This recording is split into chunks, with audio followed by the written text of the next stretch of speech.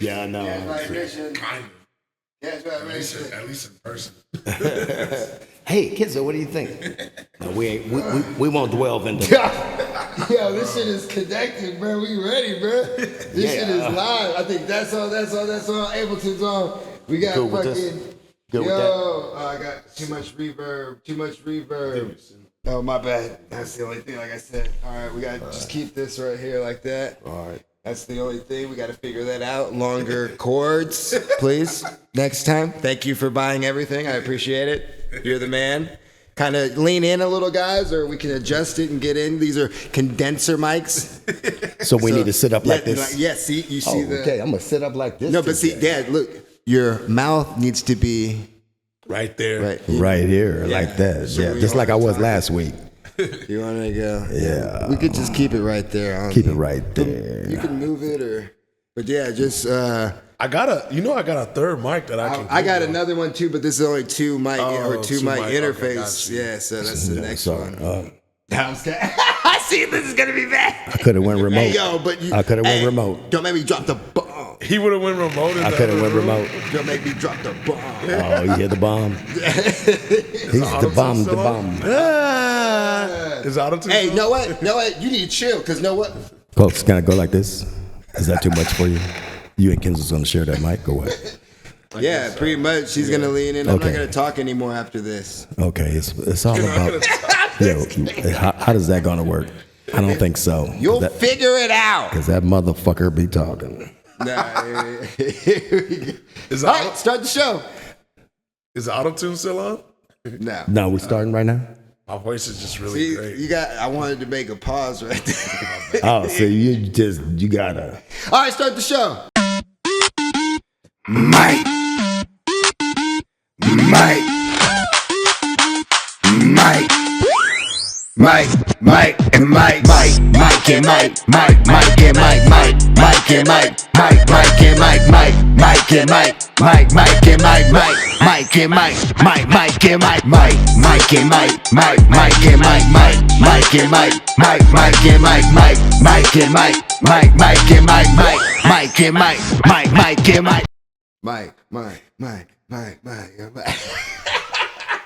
All right, go ahead. And this is the #1 father and son podcast in Stockton, California. The MIKE And MYKE on the MIC. And we have a special guest. Special motherfucking guest. When you think about him, you think of Africa. You think of Stockton. Yes, sir. You think of good vibes. Yeah.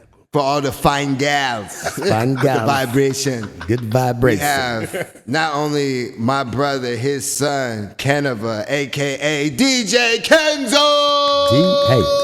DJ motherfucking KENZO. Here with the family today.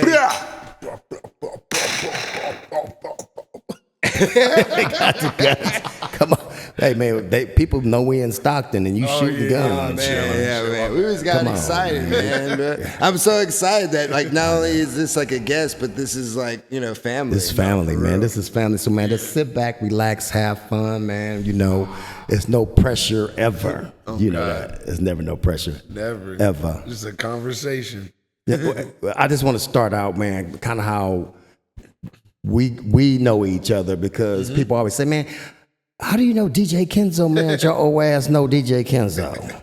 I said, me and KENZO go way, way, way back. Almost like 15, 20 years. Yeah. See, I remember, he don't tell this story on most of his podcasts. I don't. But see, KENZO was the high school mascot. Yes, sir.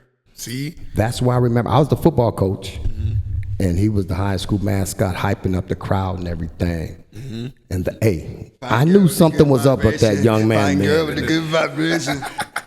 So back in 2020, you kept telling Michael and them that you wanted to work out with me. Yeah. And it all kind of came together. And I think what happened was your father passed. Yeah. And then I think a month and a half later, my dad passed. And then I came to you in the kitchen and we had a conversation about working out. and it's been ever since then, man.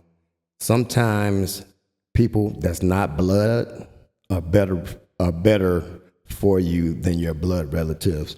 So I call him my nephew, but he's like a son to me. Yeah. We've been together since then, man, thick and thin. And I think he helped heal me just like I helped heal him at the same time. Definitely, for sure. That's how we got together. That's how my old ass met DJ KENZO. We've been knowing each other, but we finally just started, and we started working out and everything. And I remember us having that other conversation, and I said, "You're not just gonna be a local motherfucking DJ. Yeah. You're gonna be a worldwide DJ." Yeah. You said it. Fine girl Like, with the bad vibe, baby. Yeah. Fine girl with the good vibe, baby. And you know, and you know, first of all, give me a little backstory about you, and then how you became a DJ and why. man, so I mean, first off, thank y'all for the introduction and thank y'all for having me. This is great. And yeah, the backstory on me and how I became a DJ is like I grew up in an African household. Both of my parents are both from Sierra Leone, as y'all know. Right. And you know, there's so many African parties and just African weddings and gatherings and things of that nature. And diamonds all forever. James Bond.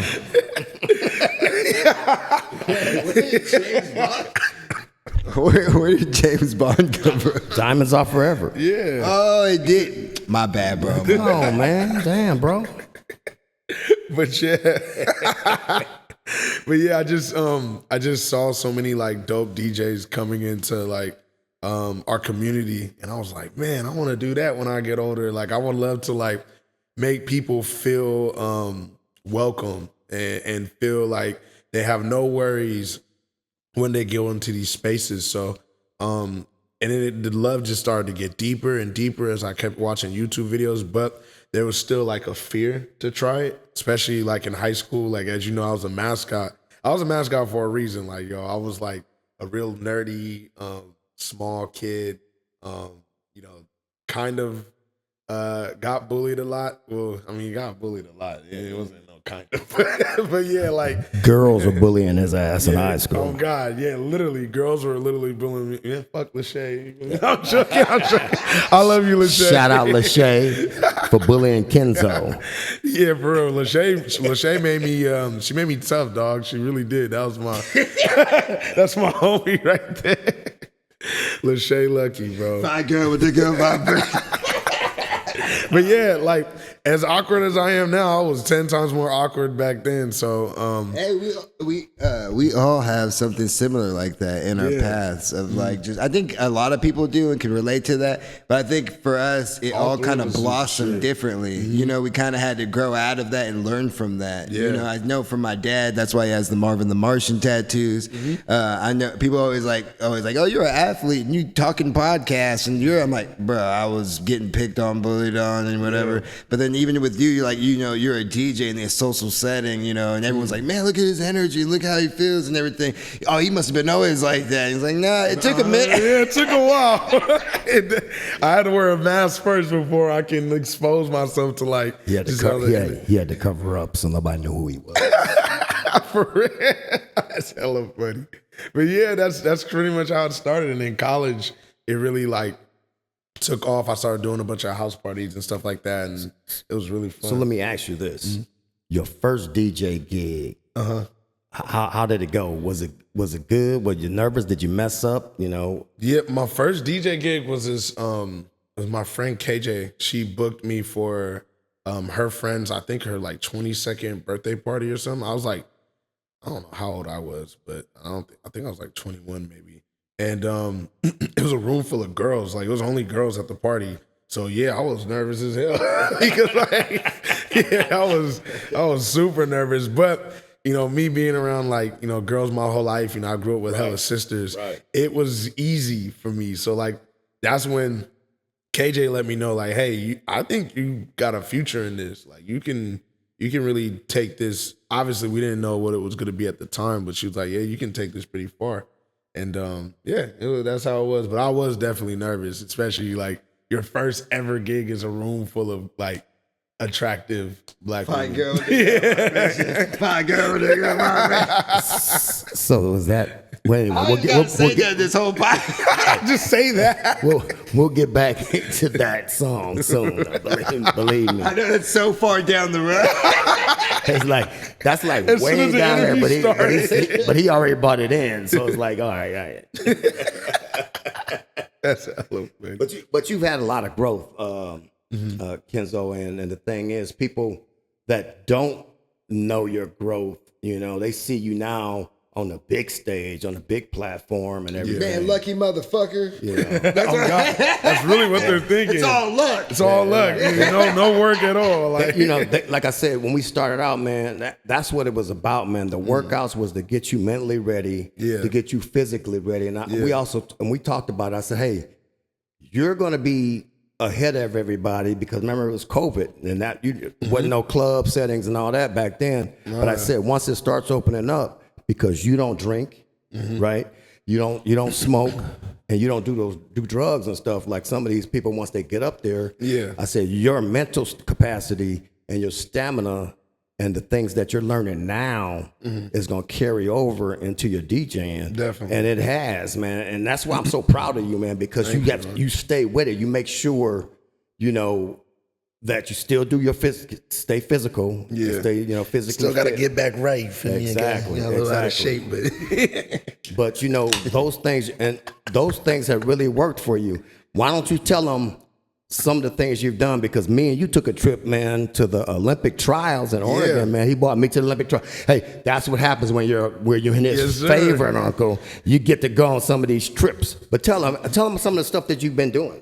So, first off, to those workouts, man, those workouts really helped me. Like now, LaRussell be having us get up at like 4:00 in the morning, or you may have to make a plane at like 4. But like I'm so used to that from the workouts and stuff. So like I thank you for that first and foremost. And then, man, we did the Olympic trials. I think 2-3 years ago. Yeah.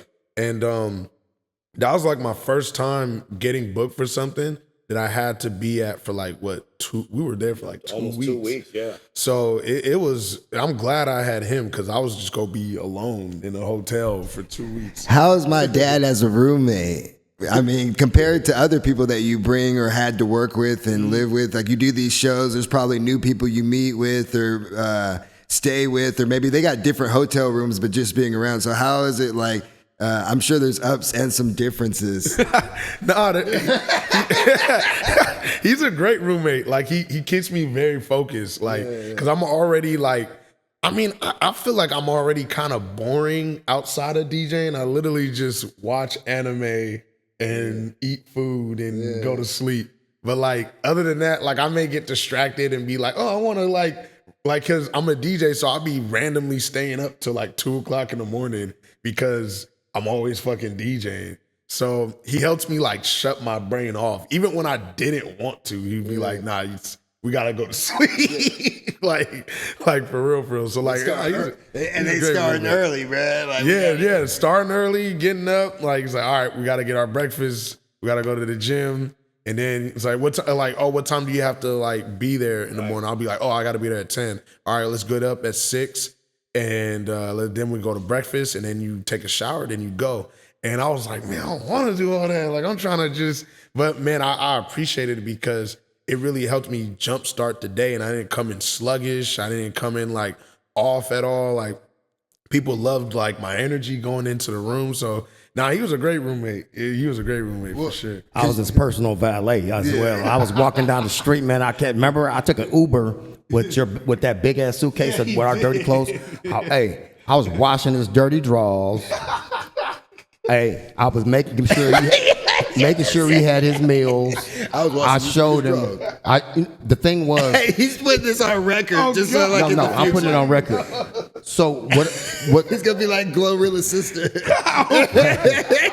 So what I wanted to do was show him the professional way of doing things when you go somewhere, because people gave me those nuggets when I was a professional athlete. So I wanted him to see, hey man, you know what? You shouldn't have to do these things. You should have somebody there that's going to make sure that they're holding you accountable so you can do the right thing, so you can keep making those moves at a higher level. That's what I was gonna ask, because especially you say, you know, you go to the airport a lot. I see on your story, you know, you go into these gigs and things like that. And like I said, like other people around and stuff, and then compared with him, have you ever had those moments where you had to like talk to someone and be like, hey, no, for real, like chill, like I'm just doing, like, have you had any problems with that? Especially because, you know, you say you don't drink or do any drugs or anything like that. And, you know, I know you don't mind that being around or anything like that. And, you know, you mean you're at a bar or a club or whatever like that and people were drinking, but maybe the people around you, have you ever, like, has that been a problem for you? Just recently, like, it wasn't really a problem, but just in my friend group, I had to, like, pretty much, like, I want to say, like, in a sense, cut a friend off because of that. Because I'm like, it was getting too much. Because I'm like, man, I don't drink. I don't like being around that stuff. So it's like, but to be like, to do it overly and to be an annoyance at that point, it's just like, all right, like, you know, I do have to continuously remind people like, hey, you need to chill out. But then, you know, I just, like, Unc has told me, like, there's going to be times when you're going to have to, like, really kind of be, not tolerate so much. And I'm starting to grow and learn not to tolerate certain things anymore. Because I used to just be like, oh, fuck it. Fuck it, who cares? Yeah, who cares? Exactly. And go ahead. And sometimes you have your circle, man. You got to make that circle smaller, man. Yeah. Go ahead. I would just say that's been like the last 2 years. That's been like the sucky part about like really evolving. Because even my friends are evolving too. But it's just it's sucked to like kind of just like be like, hey man, there's some things I don't like about the way you do things, and you know you may not like some things about me, but maybe we just shouldn't do this thing no more. I can still love your ass from afar. Exactly. Yeah, that's what those are two things like I could relate to with like me and my friends. We had to sit down early, like, hey, we're never gonna let this music thing. It's very early on. We realized like after working with each other, we want to do different things, and we can't do it within this group. But then also in Fat Joe Jadakiss podcast, he talks about like friends or his family members that come out of jail and they held it down, and then they still trying to do it, and then Fat Joe has to stop him and be like, I take the money in my pocket, 20 G's, I give it to him, and I tell him, hey man, I love you, but I can't be around you no more. And it's someone who hold down. And he goes, people like that, those not the bullshit friends or the people who don't really hold it down or like not the real, but like the real people to look at him and be like, I understand, Joe. And that's what I'm saying. So it's like, it's not even business. It's just like, hey man, like from what I'm doing, I need to see this growth. I'm not saying don't do what you're doing. Yeah, dude. But it's at the end of the day, it's also about peace. Like the higher, like, this shit's gonna get harder and harder. Like I was talking to my wife about this the other day, and I was telling her like, yo, like the problems we have now, just imagine when I'm getting paid like $90K for a set. That's tax problems now. Like, so it's going to be. Not to interrupt you, ladies, I know you see this big old piece of dark chocolate sitting here. He's married, so. Hey, are you talking about yourself? The guy in the middle, not me. The guy in the middle. The little version of him. The little version of me. Shout out Dominique. He's got a woman. He's got a wife. The dark skin version, and then there's the light skin version. I just wanted to clear that shit up because I know you guys gonna be in my fucking DMs. Hey, what's DJ Kenzo's number? Not a number. We not giving out numbers. Our loyalty is already set in stone. Yeah, we team Dom over here. But nah, yeah. It's definitely been hard. Like before it wasn't. I remember you used to always tell me too, like you in particular be like, man, why you tolerate this and tolerate that? And like, bro, tell your friends. And like just recently I was like telling friends like, hey, I don't like this, I don't like that. And some friends have like made the changes and like gotten better. Like, you know, shout out to Jarrell, bro. Jarrell's one of those friends who's like, man, like Officer Jarrell. Officer Jarrell. Officer Jarrell. I'm gonna post the picture. Like a cop. Yeah, let's go. Come on, go ahead. Mrs. Officer. Hey, be handcuffing motherfuckers. The angels calling us, and when you mean the sun right in for us, and when I'm in the thing, I make the funny thing, I make it say,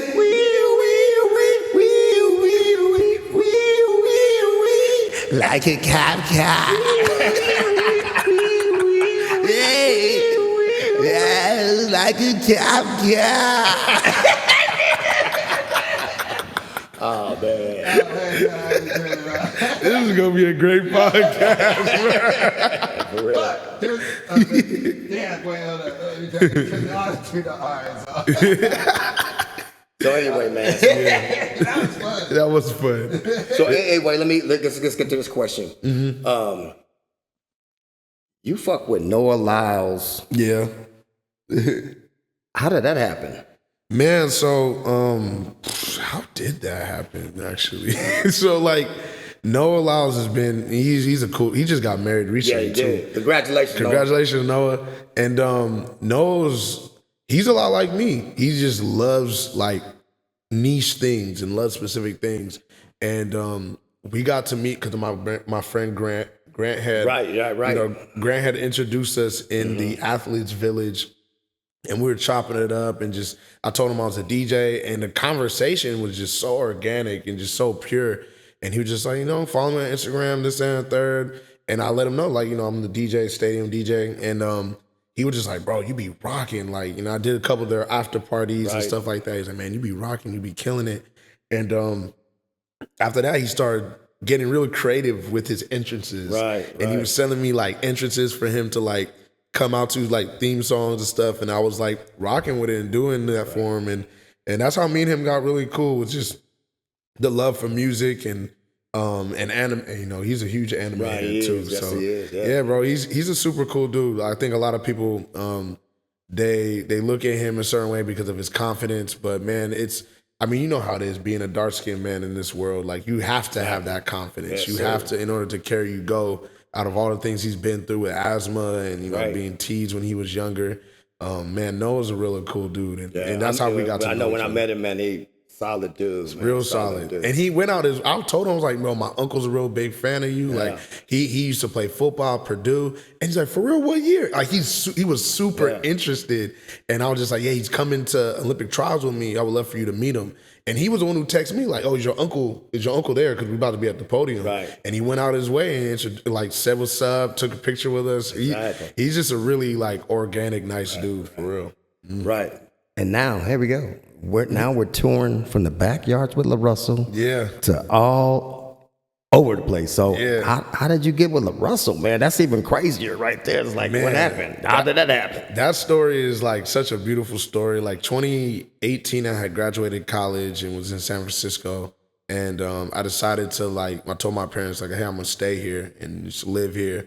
And then 2018 was like a big year for me because it's like that year if you want to like you don't know what to do after college. Like I'm working a bunch of different jobs. I was working at Pac-12. I was interning at Alice Radio and eventually was the assistant there. So I didn't know that. Yeah. I was an assistant at Alice Radio. It was a really dope radio station in San Francisco. And it was really cool because it was easy. It was an easy job. I just had to go to concerts, write reports, and give it to them to talk about. And I love music. So I was just having the time of my life. And I started talking to my teacher who helped me get that job, and he was about to move to LA, and this is 2019 had just came in, and I was just like, he was like, oh, how's the job work going for you? I'm like, man, it's like, I don't know, because my work at Alice Radio was about to be up, and I was just like, bro, I don't know, like I really want to work at KMEL, and he was just like, you know what?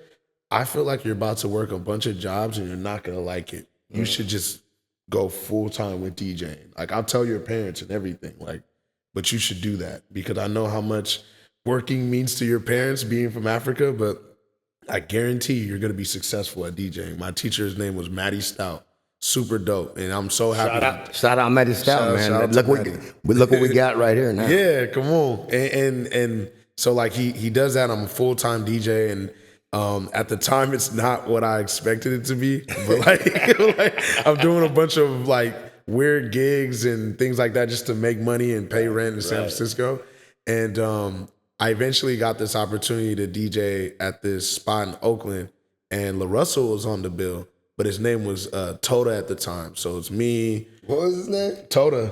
Tota. Yeah, Tota. Because his name was like, I think Tota Shakur or some shit like that, like, influenced by Tupac. LaRussell sounds better. Yeah. I like it better too. Yeah, that name probably wouldn't have made it. No. And I'm so happy because that's his real name. His real name is LaRussell. So we met at that spot, and man, he saw me DJ because he's always early to shows. Like he wasn't on for like 2 more hours, and he came and he was just like, bro, nobody was there. Like nobody was there when I was DJing. So he was just like, and that goes to say like you never know who's watching. So. But I'm giving it like my all, like it's 50,000 people. That's what you're supposed to do. You know what I'm saying? And he's just like, bro, I gotta get your number, bro. Like you're amazing. Like, and then I watched him perform and I was like, what the, bro? I was like, cause we were getting hyped, and then he starts going into just like this lyricism and just mind rap, and I'm just like, bro, this dude is incredible. Like he's fantastic. And we stayed in touch a little bit, but it was like every now and then, like we would hit each other up, and, but he was always trying to get me to DJ with him. Like he would ask me, like I remember 2021, he texted me like saying like, bro, I'm so proud of you out of all the things you've done. Like you're doing amazing. I'm like, nigga, I'm proud of you. Like you over at Breakfast Club and shit. And he's like, man, we got to get together, and we just never could. But then finally in 2024. He had asked me to go. Actually, I think you remember this. Right. He had asked me, hey, man, I would love for you to DJ for me in LA. And I was like, oh, yeah, I got you. But at the time, it was like, it was like he wanted me out there for 3 dates. And I was like, man, I was already, being a full-time DJ, I was already booked for other dates. And they hadn't to pay their deposit shit. So Unc told me, just like, you better do that shit. Like, it was like, you better do that shit. And I told him what I had to do it. And Uncle's like, man, just be careful because, like you probably go out to sleep on the side of the road or just figure it out. But if you can, like what I would do is I would sleep, most of the day, DJ that because I had a DJ in Sacramento that night and then drive to LA. Yeah, I remember that. Yeah, so he was just like, I would sleep most of the day, have all your energy for that, and then try to drive straight there. And if you do get tired, make sure you're at a gas station where multiple people are there. And yeah, I remember literally I did exactly that. I think I drove like 3-4 hours in, and I got really, really sleepy, and I stopped at a gas station where I seen people and stuff, fell asleep, got up, took a shower at my boy's crib, made it in time for the show, and we rocked it. And ever since then, I've been rocking with LaRussell. So that's good. Yeah. That's crazy. Yeah, I remember that. I was like, man, you got to do all that. Okay, but this is how we gonna do it. Yeah. And it's always, I'm not saying but it's always good to have somebody to talk to, to kind of talk it over, and not always, and make sure you're accountable for it. Not just saying, oh, Kenzo, you're great. You got to have those people, and then that's why I'm always telling you, you got to have people that's real in your circle, because you're gonna have other people that's gonna always say, pumping you up. Oh, Kenzo's the greatest guy and everything, and not gonna say, hey, Kenzo, that shit right there is gonna get you in trouble. Yeah, you gotta have balance. So you got to have that balance in your circle, and that's good. That I'm glad that we have that relationship. I'm glad we're all family like that and everything. To see you, man, on the stage and to see you perform like that, man, is just crazy. And when you can't, and the thing is, I want to get to you how you give back to the city of Stockton. This is your city now, man, and you always giving back to Stockton. And shout out to Russell, man. I was able to be your bodyguard, but if you really need some more security again, hey, I might be old, but I'm ready. He's still big darkness, you know what I'm saying? So tell them about how, what do you do for some of the things about giving back to Stockton? I try to do a lot out here in the community. One thing that I've kind of done is like I've created this like series where I DJ at random places that aren't clubs, at like local businesses to help bring spikes in their business. So I made DJ at like midnight at Bernie's on a random Saturday night, And all the people that usually see me DJ on a Saturday night will come to Midnight and Bernie's and purchase like food, and then they'll see like a Spike, or I'll DJ at Terra Coffee Shop and things of that nature. I'm about to DJ at the 9 today, which is a vintage shop out here in Stockton on Miracle Mile. And you know, it's starting to catch traction a little bit. People might buy a shirt. People might buy a shirt like, hey, no what? Hey, that shit look fly up there, man. I'm about to, hey. I'm about to shoot real quick. You know what I'm saying? Hey, the 9 has a lot of good vintage shit, a lot of They real do. shit in there, man. They do. and then the first year we did a toy drive. Like, was it 2025? It was my first ever toy drive I ever did with my boy Tony Gladney. And at the time, I was like, yo, we want to do a toy drive. It's free entry if you bring a toy. And then LaRussell was just like, hey, I want to do it. Like, put me on the bill. So we put him on the bill, and the venue that we had was just, man, that's I was crazy. Like, we weren't expecting that many people. It was like over 3 People lined up, man. There was a line around the building, man. And LaRussell walked and shook everybody's hand. Everybody's hand from the front of to the back. I did the same. Yeah. And it was crazy. I remember we met one of our homegirls she plays the harp from that show. I met a girl too that told me like, man, you inspire me to like write again off that show. And yeah, man, that was just one of the community activations. I want to do so many more. We did something where the victims of the mass shooting had happened, and you know, we raised up funds for that. And that was tough because emotionally, you know, it's the city is down, and also too, I was down too as well. But I'm really happy that we still did it, even though it wasn't to the, you know, I wanted to raise like $50,000, but at the same time, you know, like, you know, city was hurting, so you know, I just can't wait to do more and more for the city in due time, and whatever we can to help continue pushing Stockton in a positive way. So that's why I keep trying to come back home, because I'll go to places and I still hear people go, "You're from Stockton?" Yeah, for real. like it's like, and I kind of, not saying that I will ever stop, but I want to do so much that to the point where like, oh yeah, you're that one kid from Stockton. Like what you like, and it changes their narrative of what our city is in some way, shape, or form. Similar to like,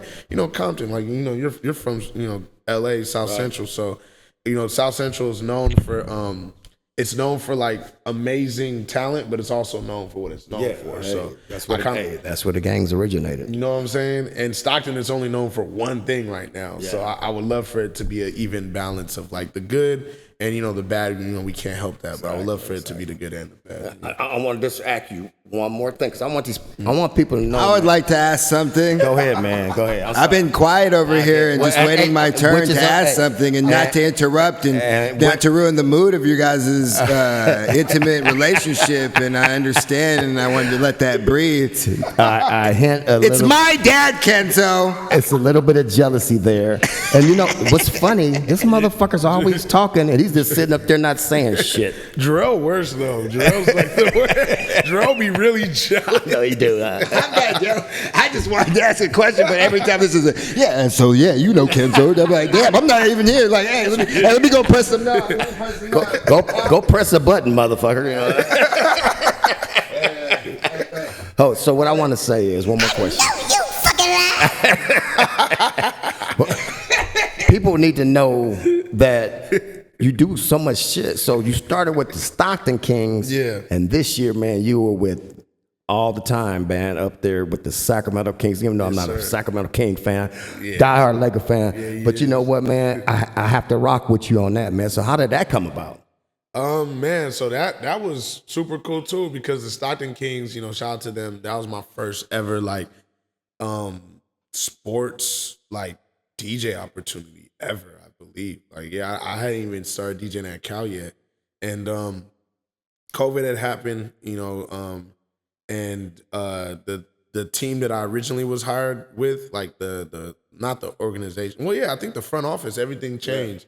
And new front office came, and they had to bring some staffs from SAC to work the Stockton King games.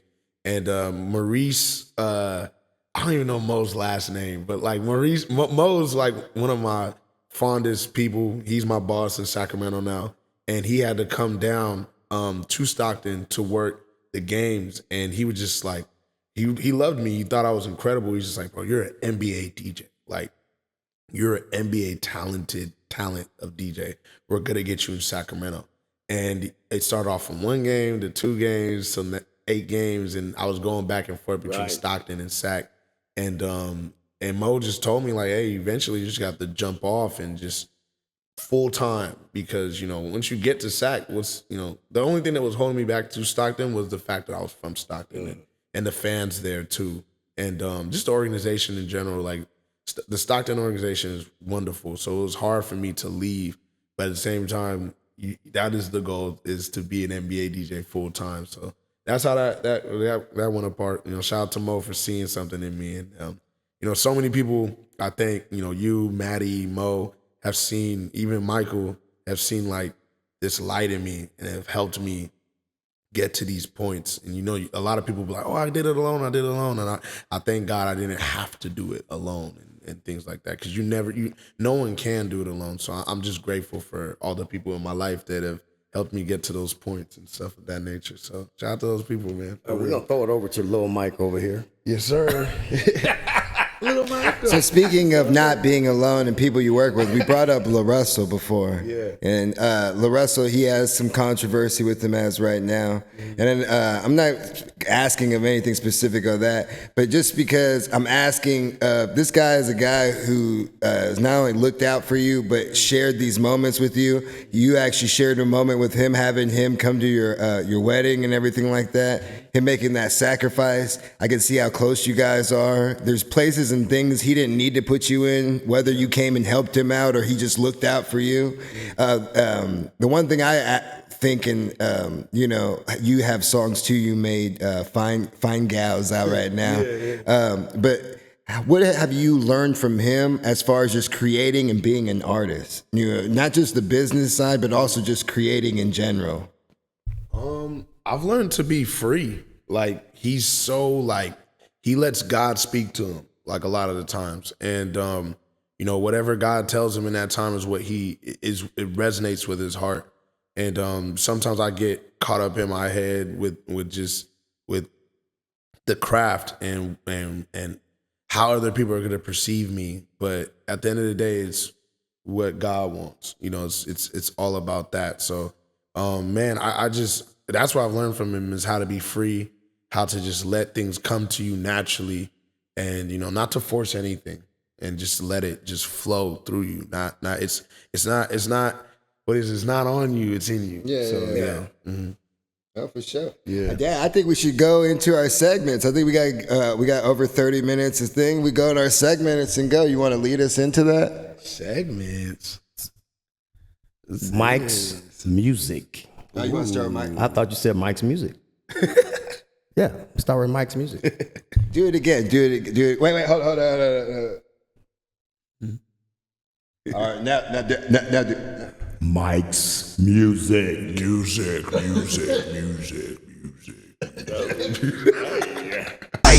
and Myke.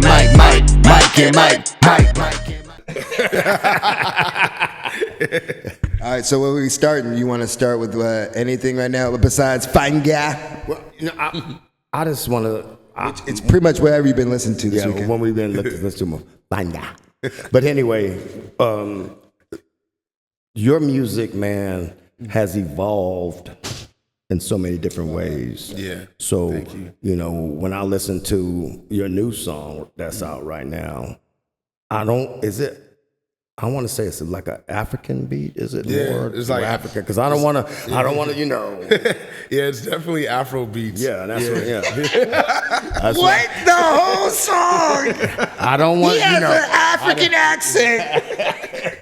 And you're like, hey, yo, is that African? It's an African dick. Because man, I don't want to offend nobody. I think this. No, there ain't African God. That's the last single. I am 67 fucking years old. Is that Puerto Rico? You did a Bad Bunny rendition? So, what's behind that record? What's behind that single? So Fine Girl is produced by my good friend Clado, and I also have some co-production in there as well. But yeah, man, me and Clay were just at the crib and we had a session, and at first, we were just making beats together, and I just started writing instantly, and just kept saying one touch and he catch vibration. I kept saying that. Say it again. One touch and he catch vibration. One touch and he catch vibration. And I kept saying that over and over again. And Clay was just like, record that. And I recorded it originally thinking like, okay, like I'm just laying down some reference tracks for someone else of African descent to get on it.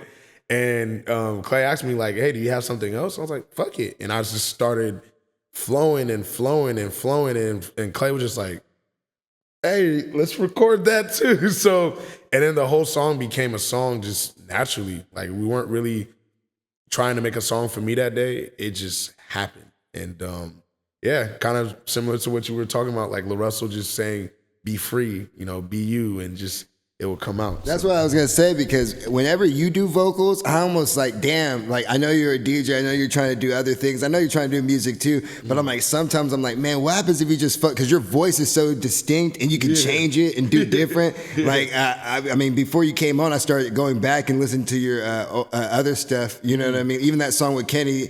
Bushman? Yeah, Bushman. Like everybody didn't even know that was you. No, you know people what I mean? still don't know that's me. Yeah. So that's why I was just like, it's like, oh, so when I heard that, and you know, you could change your voice up like that, and you could do it so easily, you know, and I'm like, oh man, I wonder, you know, you ever think about like just focusing on just like, I know you're doing everything all at once and every time, that one movie that got Oscar, but but what I'm saying is like, have you ever just thought like, oh, I'm gonna take 3 months and I'm just gonna do music or anything, or have you ever wanted to do that? Yeah, I mean, I love DJing so much though, so it's like hard to like put DJing down for 3 months. But there's a lot of times when I just be like, man, I just want to lock in on and like music for like a whole month, and you know, it's on and off. Because I mean, I'm still working on music even when I'm DJing, but like you know, right now my schedule is like I work on like my DJ skills probably like 3 to 4. I actually, let me not lie, I work on it every day. But you have like, to. yeah, Every fucking every day. consistency creates discipline for those people that don't think so. Yes, sir. And I probably work on beats like 3 times a week every now and then. But like really DJing is the main focus. But I have thought about just, you know, I think, you know, when I get to a level of like, I don't want to say comfortability, but like a level of like, all right, like, you know, income is coming in naturally, you know, from other things like, you know, like brand deals and which, you know, in due time will come like, you know, merch. And I don't have to feel the need to DJ all the time, even though like, you know, I love it so much, I'll still do it. But I feel like once that calms down a little bit, then musically I'll just, you know, naturally do it for maybe 3 months, 2 months, like just like straight. But yeah, I appreciate that though. I definitely feel like, you know, the talent is there musically to do it all the time, which, you know, that's really the goal, is to like blow up musically, but to be able to DJ my own songs and stuff like that. Act like I don't know nobody. Nah. So I basically, don't care about you washing my drawers, nigga. that's when I'll be like, nigga, I used to wash your dirty drawers. You better calm your ass. Obligated. Calm your ass down. No, I'll never get You know what that I'm saying? You better calm your ass down around me. I might be in a wheelchair, motherfucker, but Let me show you right. He act like he washed your drawers like with the turd thing and shit like that. I I used a did. washboard, nigga. I was washing I and had washing. clothespins and a line outside, motherfucker. What the fuck you talking about? So some music I want to bring up that I've been listening to. I was listening to Buddy's new project, Simi Sims 3. Man, he did a project almost like how, I mean, like something that a lot of artists do at like one point, and I think you did with your project that was in, what, 2022? Mm-hmm. And you did a lot of eclectic things. Like you just did, okay, this sound, that sound, and this what kind of project that is. You know, some albums you want just a distinct sound and vibe or whatever, but this showed a lot of versatility, you know? And so I really like that. And one album I've been listening to a lot was Watch the Throne this week. Oh, that's a great one, bro. And yeah, I was listening to that, and that was Favorite album of all time. yeah. Like you got No Church in the Wild, you got Otis, you got Gotta Have It, Niggas in Paris, Who Gonna Stop Me, and That's My Bitch. Those are like probably like that production on That's My Bitch. yeah, it's like the song's not that great, but the production. Ridiculous. I've been waiting for a long time. That's like one of the favorite like bitch. Like other than that, like lyrically, that part, whoever wrote that part went crazy. Like that shit song. That was Nelly Furtado singing that shit. Oh yeah, it was. It was. I wonder if she wrote it though. She probably did. Who knows? Yeah. That's a great album. That's a great album. Non-believer. That was a non-believer. You don't believe in anything. No church in a while. All right. No church in a while. What did you? Okay, so No church in a while. okay, so since I was listening to, I always, since DJ KENZO's our guest today, and I was listening to his music, but also this week, my artist is Theodore Teddy Bear Mr. Pendergrass. I've been listening to a lot of Teddy, man, this week, man, because Teddy. There's some similarities in the look, I think. It's the beard. Hey. You got what I need. Anyway. Come on and talk to me. Close the door. Come on over to my place. We can do it right. Come on and talk to me. Hey, come on. Wake up, everybody. Wake up, everybody. No more sleeping in bed. Hey. So anyway, man, that's Mike's music. Let's go into our next segment. Myke and Myke on the map. Oh, that's a good one. Yeah, so this is a segment of Myke on the map. I think we're going to focus this more on you. It's so weird. I don't like calling you Kenzo. I don't like when people, Kenivah. I don't like it when people like who have known me for like more than like 10 years call me. It's like I remember like Sabrina, like my friend Sabrina was just like, I can never call you Kenzo. I'm like, great, you don't have to. I don't think I'll ever like be comfortable. He's just nephew to me. Yeah, but see, you got to cool down. I gotta either go Kenny or Kenivah. I was like Kenivah. Yeah, but anyway, so but I'm like, oh, I want people to remember Kenzo. So like when they think of the music, oh yeah, it's Kenzo. Okay, but we'll focus on you of like to relate to you, Kenivah, of like what's a moment where you felt you were on the map, something that you learned from, grew from, but it was a moment, and then we'll just go from you, maybe something we could relate to, and something where I feel like you feel like you made it. Yeah, when you know, hey, bam, this, it's part of helping you make it. And it could be negative or positive. It could be something like I said, like when I got cut from my baseball team in college, but it was a moment on the map because it was just like I did other things. I did a show at school and people showed up and it was like, oh, damn, so that was the story of that. But like I said, anything positive, negative, anything where you felt like that was like you got to mark that in your life. Like, got you. I got to open up for this artist named Aluna, who's like one of my favorite artists in Sacramento, and it was with this this spot called This 916, and I was trying to make the transition from this open format DJ into more like a worldly DJ who like DJs like dance music, house music, and like Afro house, and yeah, I killed it, and it was like really dope. And then I went on a little longer than I was supposed to, and I was kind of insecure about that because I was like, damn, bro, this is a long ass set. I don't even know if I can carry this, but I did, and it was like when I got done, I remember Dominique was there, and I remember just looking at her like, yo, this. Like I can do this, like festival wise, like I really can, and that was a moment where I'm like, yeah, I definitely, I got addicted to it. Like I was like, I don't want to do clubs no more, and it's kind of to. I remember when you said that. I remember when you said that. Yeah, Unc didn't want me doing clubs no more either. Like I don't think my mom wanted me doing clubs no more. I was the only one who was like, man, I'm gonna be DJing at this club and this club. I want to go to Vegas, but then after that was like that moment of like, you know what? I'm not really too focused on if Vegas comes, by all means. But that was the moment I'm like, I want to do festivals for real, and I can do festivals, So that was my Myke on the My Myke on the map moment. Myke on the map moment. I'll go one that's very similar to you. While I was out in Indiana, I started because again, I'm from California. I'm different. I stood out. I got some people from college coming to shows a little bit. So this one guy, we made a group. I can't remember what we called ourselves. Yeah, I remember that. Yeah. And we made a group, and we got to. It was pretty much like pay to play. Pretty much they give you tickets. You try to sell as many tickets and stuff. Yeah. But since we had 4 guys in the group, we always got to open, be the last nobodies to perform before a major act. So it was Dizzy Wright. We got to open up for this other dude from Tech Nine's group. Strange Music. I can't remember. He's a redhead dude. Ritz. Yeah. It was him. And then Machine Gun Kelly. We did that one. And that one was even crazy because even the talent had to check in. It was all this different thing for Machine Gun Kelly.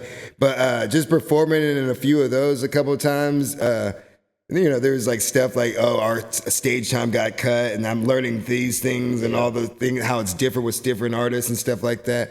But just being there and seeing those and people hey man, hey, I actually fucked with that. That was cool. That was fun. You know what I mean? You're like, oh damn, okay, that was my moment on the map. Even though it was completely nothing, but at the same time, that's experience. And you're just damn, bro, I'm not. This ain't just a complete shot in the dark. It is, but okay, there's something to it. So Definitely, that's beautiful. Oh, I guess I will go now. My Myke on the map. Myke always hates when I do mine. But who'd you open for? No, man, he has so many experiences. It's crazy. So many. Okay, here's a good one. I'm just putting it out there. Okay, so when I went to Purdue my first year, I'm the only guy from California on the team. People were looking at me man, who's this dude? Once they saw me play, they knew I could play, but I didn't feel like I was a real big part of the team, even though I started. I didn't feel it's Big Ten football. Mm-hmm. So my moment came when we played Ohio State, and the coach developed a game plan because one of my good friends, Myke Guess, who was an All-American the year before, had picked off a pass and went 74 yards for a TD, and we knew he was talking shit, so we developed a plan of action. That instead of running that out at 12 yards, we'd run it at 9. So he'd break on it, but he would never get it. And then by the time the fourth quarter rolled around, we'd run it out and up. We were ranked in the top 10 at the time. And it's Ohio State, 80,000 people. Jeez. Guest comes up, I run the out. He knows he has it because I've been running it all game. I had about 5 catches on outs. He comes up, he thinks he got the pick. I turned it up. I'm in the end zone, but Herman throws the ball behind me. I have to catch it with one hand. And everybody went crazy. And that's when I felt, and the whole team, we all came in the end zone and we did a dance. We got a penalty. Coach got mad, but he said, I'm glad you guys did it as a team. Yeah. And everybody went crazy, man. And that's when everybody embraced me then. Mm-hmm. And that's when I felt I was on the map as far as playing Big Ten football. Yeah. We just can't have a moment, huh? Yeah. Every time we can't have a moment. 80,000. Yeah. I was only at that time. I was only in front of 2,000 people. 80 grand. And we have pictures. Televised game. And we have pictures of me catching the ball with the 80,000 and stand. So it wasn't, I just want to make This nigga had it the other day. It was 80,000. Nigga, Ohio State. Ohio State. Top 10. The Ohio State. The Ohio State. We were the Boilermakers. And then they embraced me. We danced. It was choreographed. Coach got mad, but then he was like, I'm glad y'all did it together. That was my moment, bitch ass nigga. Yeah. Step your game up. Get some bigger moments on that map.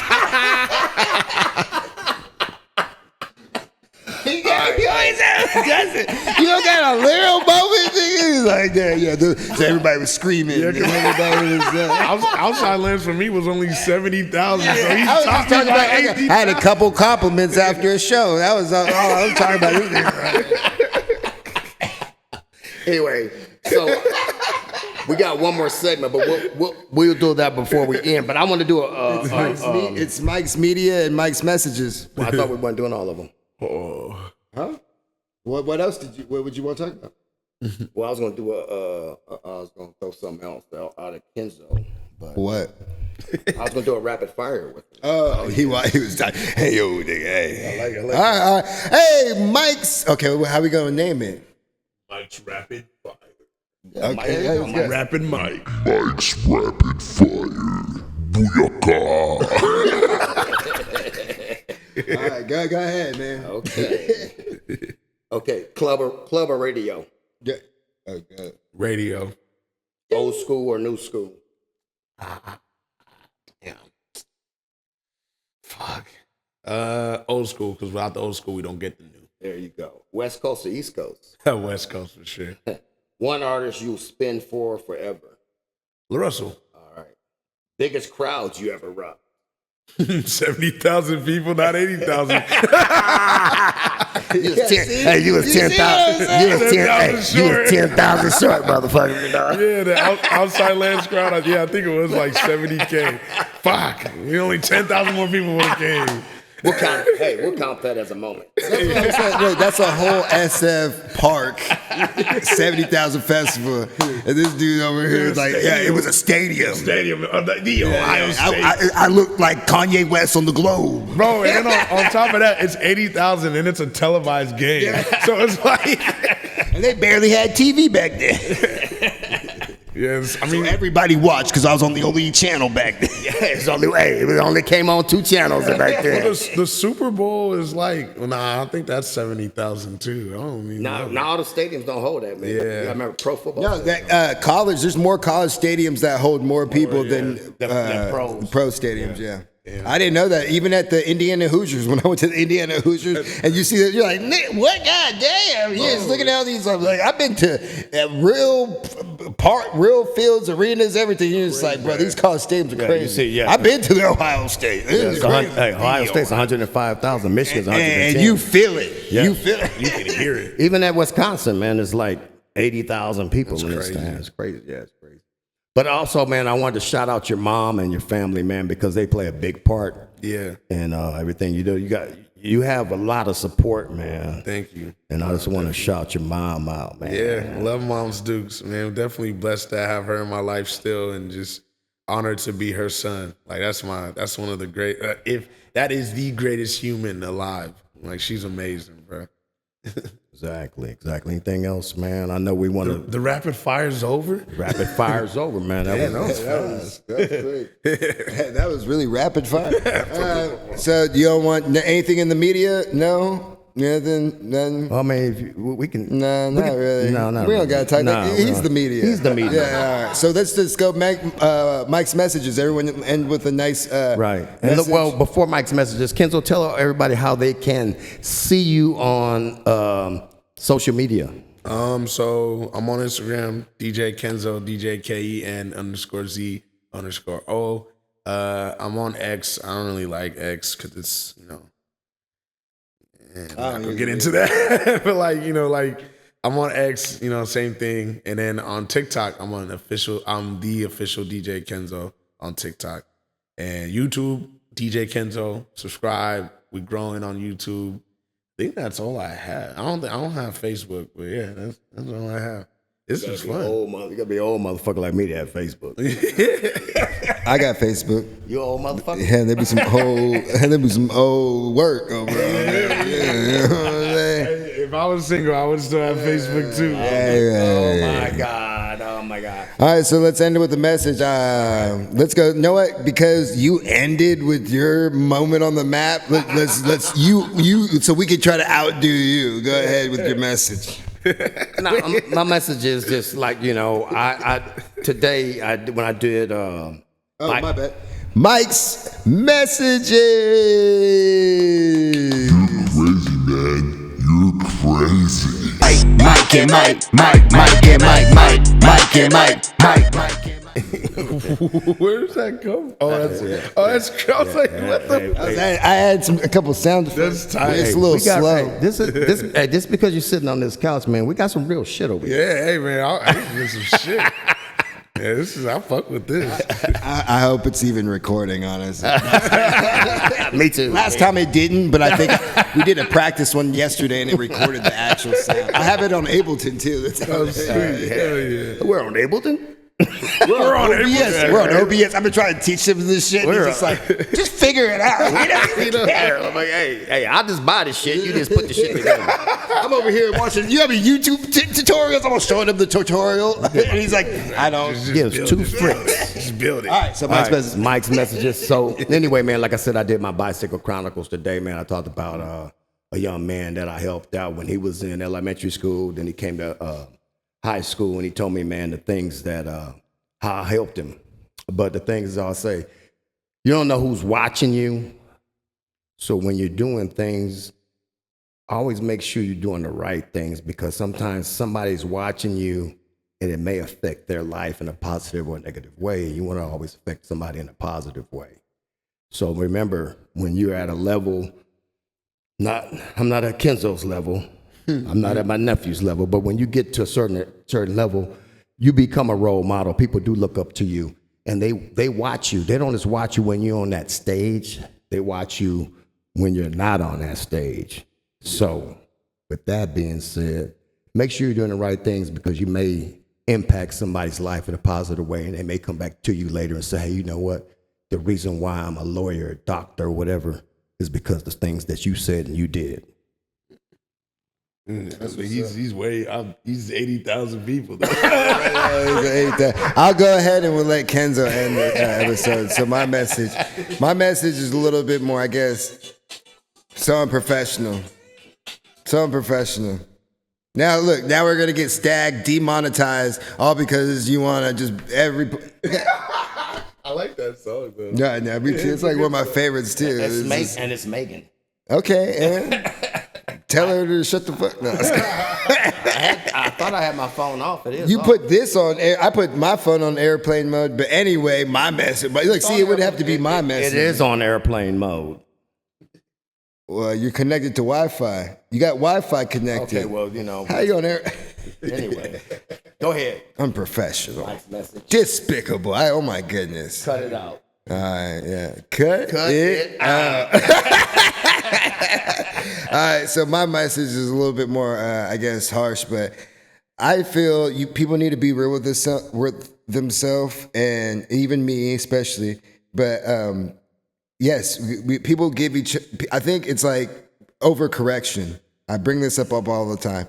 I think people in today's society give themselves too much grace now. At first, we need to introduce this because everybody put the weight on the world on their shoulders. But now everybody's overdoing it and being a little like, well, this is me, this is my journey. And it's just like, yo, you're putting yourself in patterns where it's going to lead you to not where you want to be. And you're going to be upset with yourself. Hold yourself to a higher standard. Really believe and stick to it. Look in the mirror. Think about it. Think of other perspectives. Be open-minded. Criticize yourself. And once you do that, then give yourself the amount of grace you need to give. Because me, every day, I'm saying I'm a piece of a POS. But like, it's like, yeah, okay, sometimes I do need a rest. Sometimes I do. But even if you do take that rest, remember that. You don't deserve nothing. To me personally, I feel nothing in this world. No one deserves anything. Nothing. You have to work for every little thing you do. And the thing is, it's cool if you don't get it. And I'm cool with shit that I don't get, because I'm like, I didn't work for it. When people say like, why aren't you blowing up? Or why don't you do this? Or why haven't you done that? I'm like, yo, I'm not working hard enough. When I see someone on Instagram and they put a clip up of something new every day, why am I mad at myself? Or why am I mad? Like, the life happens for you, not to you. And that's the thing where I just get so upset with people, because I don't say much about it. Because I know I'm different. But I would want to put that out there. After you give yourself a real evaluation, then decide how much grace you get, So just keep yourself away from those excuses. Less entitlement. Yes. Say that again. Less entitlement. Yeah. Go ahead. Yeah, we're tired of y'all, man. It's 2026. Entitled motherfuckers, man. Entitled motherfuckers, bro. Like nothing is in this life is, bro. You gotta get it. You can't fucking just. Oh, I did it. No. I tried. No one's asking for try. Yeah, no one cares. Even if you do, you still not get it. So do it. Bro, my dad used to always say, like, son, I love you very much, But outside of me and your mom, 90% of the world does not care. Give a fuck. Until you make them care. Yeah, exactly. Until you make them care. Exactly. So, yeah, I guess my Myke message, kind of both things combined is don't forget to touch grass. And when I say that, Oh, I like that. don't forget to go outside, experience life, listen to the birds, listen to, whatever's on the floor, like touch grass. Like we, thank God for our phones, but at the same time, I don't like our phones because it takes us away from going outside and experiencing life. Like our phones are not real. Yeah, I mean, they're real, but it's not real life. Instagram isn't real life. What's real is what's outside and talking to people and having these conversations and communicating with each other. Seeing a bird fly or seeing a butterfly, make sure to touch grass. It's important to go outside and experience life outside of your own. Because, sometimes when you just experience your own life and experience what's going on, you get main character syndrome. And TV shows, for example, TV sitcoms, like not every episode is about the main character. If you watch some episodes, sometimes we'll get a spinoff into someone else. And just know that that's life in general. Like it's not always about you. So make sure you go outside, touch grass, experience life, and really enjoy other people's company, other people's experiences, and animals too, and the nature. So touch grass. Hey, that's heavy. So next week it'll be just Myke, M-I-K-E, spinning off, and Myke, M-I-C. I don't know. What'd you say? I was confused. It's the spinoff. I'll be the spinoff. I'll be just Myke on the mic. Why is it just you? Because I'm spinning off this Because you spin it off. He's what I said about the said main spin off, character. All right, good. Do that shit. Do that. Look how you couldn't even get through that. Let's see what the fuck you do. in front of 80,000. Hey, look in the mirror, pal. As you guys can see, man, we have fun. We family, man. A great guest today. DJ motherfucking Kenzo's in the house, man. Hey, you got to come back. I will. You got to come back. I definitely will. Got to come back. With that being said, hey, that's it. Myke, and Myke, motherfucking Myke, and Myke. Woo! Myke, and Myke.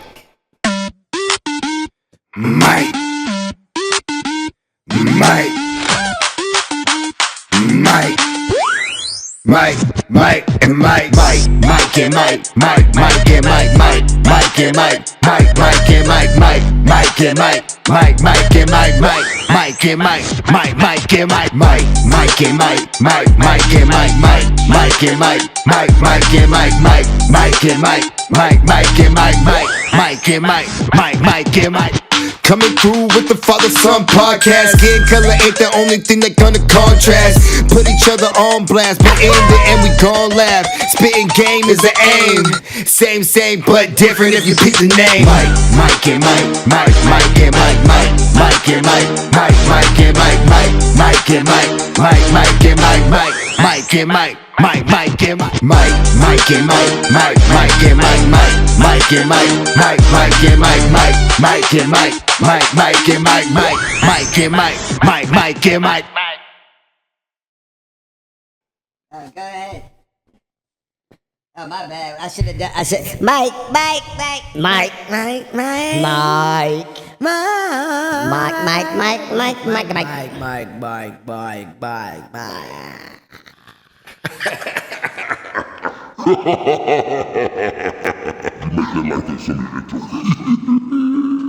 What? Make that something like before we start, like our outtakes. How about you probably do that? I don't know. We'll see. Ending credits. All right, we're good. I'll clip it up right there. That was great. That was fun. It's hella funny. That was a good one. That was a great one.